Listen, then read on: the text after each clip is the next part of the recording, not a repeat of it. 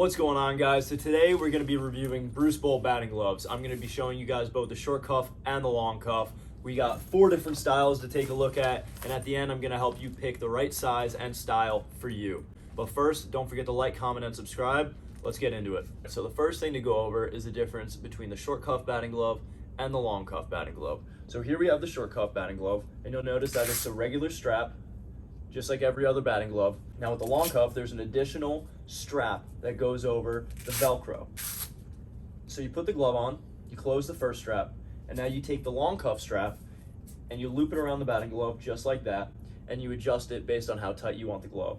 Now, this not only reinforces your wrist, but it also gives you increased control on how tight you want the batting glove. Now, as far as the quality goes between the long cuff and the short cuff, the glove is the exact same. They both have the same type of reinforced leather everywhere. So you'll notice that on both gloves, you have an additional palm pad right here, as well as a thumb pad in between the thumb and the pointer finger right here. And they do that because, as we all know, these are really common places for your batting gloves to rip. So the added layer of leather really reinforces those key spots in the batting glove so they don't rip on you as easily. The life of these gloves are unmatched by any other batting glove.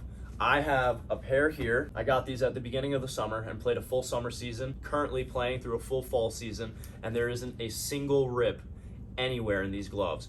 You can tell that they're very well used, as they're pretty distorted in the color, and you can tell there's some wear and tear right here, but as far as actual holes anywhere, there's none. It's genuine leather, 100% pro premium leather, so it lasts. The only issue I've had has been the gloves drying up from excessive use, but if you allow the gloves to dry in sufficient time before using them again, the gloves will last longer on you. Because these gloves are pro premium leather, you need to take care of them.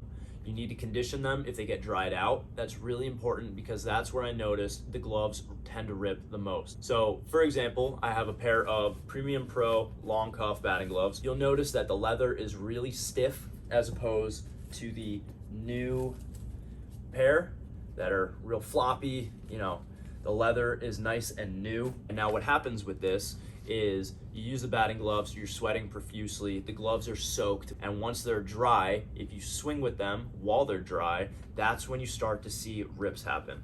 And you can see that I have a rip here on my thumb, as well as right between the index and thumb on this pair of batting gloves.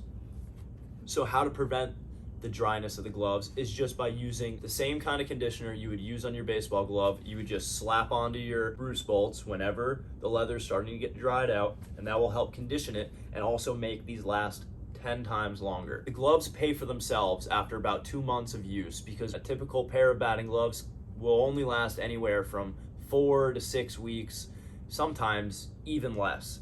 So the fact that these gloves can outlast them by 3 times, sometimes 4, 5 times the amount, they pay for themselves instantly. So now let's go over what to expect when you buy a pair of Bruce Bowl batting gloves. They all come in their own carrying case, which is one of my favorite parts about these gloves. Super convenient to just throw your gloves in your case and throw them in your bat bag, and you don't have to worry about missing a glove or having one glove go missing. But the bag aside, because these gloves are all premium leather, that means that they break into your hand just like your baseball glove would. The more you use them, the more they shape and form to your hand, which means as you put on your gloves, they will actually form to your hand with each use. Now, because they will break in as you use them, I have found that it's better to go a size smaller if you're in between sizes of batting gloves. So what I mean by that is if you're in between a large and an extra large, I'd advise that you go with a large because the batting gloves will expand and get bigger